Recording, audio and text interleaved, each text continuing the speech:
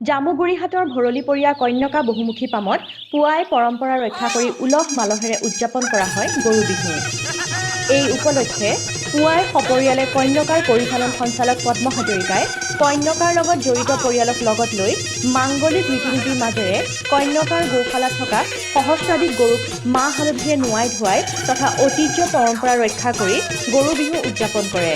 পদ্ম হাজৰিকাই সমগ্ৰ অসমবাসীক বিহুৰ শুভেচ্ছা উদযাপন কৰে। গৰু বিহুৰ দিন এই দিনটোত আমি ভৰলীপৰীয়া কন্যকা বহুমুখী পামে পৰম্পৰাগতভাৱে অসমীয়া যি ৰীতি নীতি আছে সেই ৰীতি নীতি মতে আমাৰ যিখিনি পশুধন আছে হাতীৰ পৰা গৰু ম'হ সকলোকে আমি নোৱাওঁ।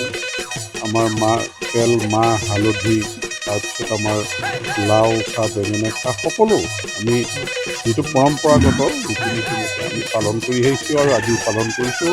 আমাৰ ভৰলীপৰীয়া কন্যকা বহুমুখী পামৰ সমগ্ৰ পৰিয়ালে আমি আজিৰ দিনটোত নিজ হাতে সকলোৱে নোৱাওঁ আৰু সেই দিনটোৱে আজি পালন কৰিছোঁ। গতিকে আজি ৰঙালী বিহুৰ পবিত্ৰ দিনটোত সমগ্ৰ অসমৰ ৰাইজলৈ মই শুভেচ্ছা জ্ঞাপন কৰিছোঁ, যাতে সকলোৰে জীৱনৰ অপায়মংগল অমংগল দূৰ হৈ সুখ সমৃদ্ধি নামি আহে।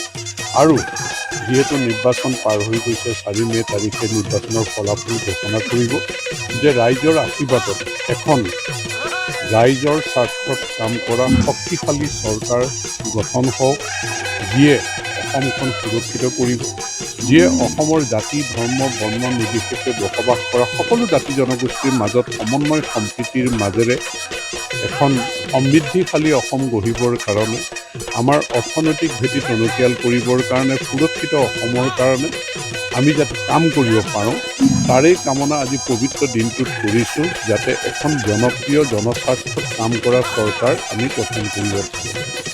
লুইত আৰু বৰাকৰ পাৰত বসবাস কৰা সকলো জাতি জনগোষ্ঠী ভাষা ধৰ্মৰ মানুহলৈ আমি ভৰলীপৰীয়া কন্যকা বহুমুখী পামৰ ফালৰ পৰা আন্তৰিক শুভেচ্ছা জ্ঞাপন কৰিছোঁ সকলোৰে মংগলৰ কাৰণে।